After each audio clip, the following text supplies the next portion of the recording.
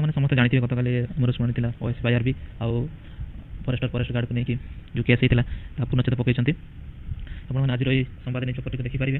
ତାର ହେଡ଼ଲାଇନ୍ ଅଛି live stock inspector forester ଓ forest guard ନିଯୁକ୍ତି ମାମଲାରେ ପୂର୍ଣ୍ଣଚ୍ଛେଦ।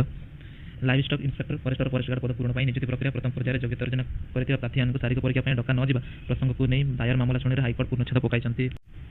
ନିଯୁକ୍ତି ପ୍ରକ୍ରିୟା ଆଗେଇବା କମିଶନଙ୍କ ନିଷ୍ପତ୍ତି ପର୍ଯ୍ୟନ୍ତ 337 ପଦ ପୂରଣ ହେବ ନାହିଁ। ଯେ ପର୍ଯ୍ୟନ୍ତ କମିଶନର ନିଷ୍ପତ୍ତି ନେଇନାହାନ୍ତି ସେ ପର୍ଯ୍ୟନ୍ତ 337 ପଦ ପୂରଣ ହେବ ନାହିଁ ବୋଲି କାଲି ରାୟ ଶୁଣାଇଛନ୍ତି ଜଜ୍ ଶତପଥୀ। ଜଷ୍ଟିସ୍ ବିରଜ ପ୍ରସନ୍ନ ଶତପଥୀଙ୍କୁ ନେଇ ଗଠିତ ଖଣ୍ଡପୀଠ ସ୍ୱପ୍ନେଶ କୁମାର ମହାପାତ୍ର ଅନ୍ୟମାନଙ୍କ ତରଫରୁ ଦାୟର ଆବେଦନଗୁଡ଼ିକରେ ଏକତ୍ର ଶୁଣାଣି କରି ଏକୁ ନିର୍ଦ୍ଦେଶ ଦେଇଛନ୍ତି। ହାଇକୋର୍ଟଙ୍କ ନିର୍ଦ୍ଦେଶ ପରେ ନିଯୁକ୍ତି ପ୍ରକ୍ରିୟା ଆଗକୁ ବଢ଼ିବା କ୍ଷେତ୍ରରେ ରହିଥିବା ପ୍ରତିବନ୍ଧକ ଦୂର ହୋଇଛି। ତେଣୁ ଯେଉଁ 337ଟି ପଦବୀ ରହିଥିଲା ଫିଜିକାଲ କରିକି ତାକୁ ପୂରଣ କରିବା ପାଇଁ ଯେଉଁ ସରକାର କହୁଥିଲେ ସେଇଟା ପୂରଣ କରାଯିବନି ଯେ ପର୍ଯ୍ୟନ୍ତ କମିଶନରଙ୍କ ନିଷ୍ପତ୍ତି ଆସିନଥିବ। ସେହିପରି OSCP ବାଟାଲିୟନ ପାଇଁ ବି ଅପଡେଟ୍ ଆସିଛି।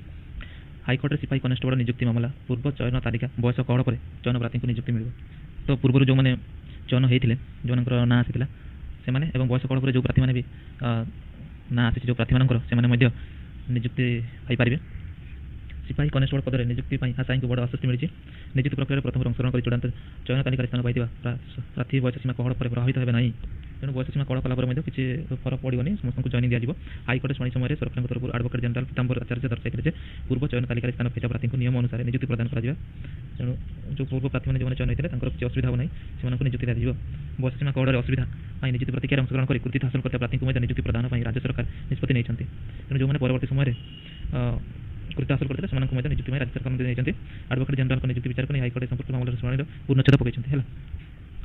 ତେଣୁ ଏବେ ସିପାହୀ କନେଷ୍ଟବଳ ପଦରେ ନିଯୁକ୍ତି ପାଇଁ ପଥ ପରିଷ୍କାର ହୋଇଛି। ମାମଲାର ବିବରଣୀକୁ ପ୍ରକାଶ ଏତିକି ଯେଉଁ ହେଇଥିଲା ଆମର ସେଗୁଡ଼ା ସବୁ ସମାଧାନ ହୋଇଯାଇଛି। ବର୍ତ୍ତମାନ ଜଏନିଂ ଡେଟ୍ ଆସିବ, ଅତିରୁ ଆଉ 10ରୁ 15 ଦିନ ଭିତରେ ଜଏନିଂ ଡେଟ୍ରେ ଡିକ୍ଲେୟାର କରାଯିବ।